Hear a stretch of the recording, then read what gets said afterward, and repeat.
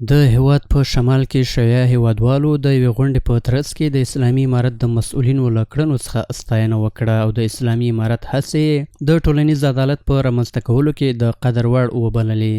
دغو ویناوالو د پردیپالو پراپګانډې بې بنسټه وبللې او له عامو خلکو یې غوښتل چې د اسلامي امارت د دښمنانو په خبرو دې تیر نه وځي او د هیواد د پرمختګ او سوکالۍ لپاره دې هلې ځلې وکړي. با تمام توان و قدرت در کنار امارت اسلامی مردم تشیع استادگی می نمایند.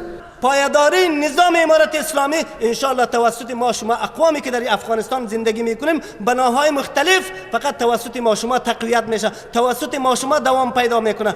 له بلې خوا د شیعه مذهب یو شمېر عالمانو د دغې غونډې جوړول د هیواد د دښمنانو پر وړاندې د افغانانو یووالی یاد کړ او په تیرو 20 کلونو کې د دوی له ټولنیزې بېعدالتۍ څخه پرده پورته کړه. شیعیان افغانستان در کنار امارت اسلامی و حمایت امارت اسلامی و پشتبان امارت اسلامی و در کنار امارت اسلامی دوشا داشت در خدمت امارت اسلامی است. مردم ما در کنار حکومت با ویژگی هایی که در قرآن هست بودن و خواهند بود.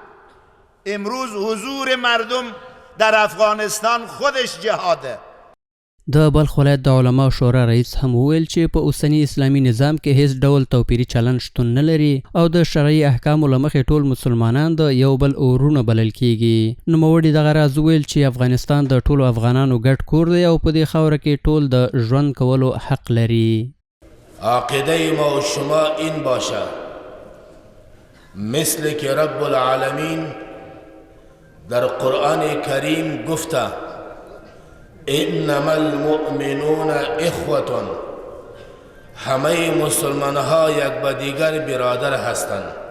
دا په داسې حال کې ده چې تېره اونۍ هم په جوزجان ولایت کې د اسلامي امارت له پروګرامونو څخه د ملاتړ په موخه ګڼ ولسي خلک راټول شوي وو او د هیواد په کچه د پراختیایي پروژو له پلي کېدو څخه هرکلی وکړ او په دې برخه کې د هر ډول همکارۍ ژمنه وکړه.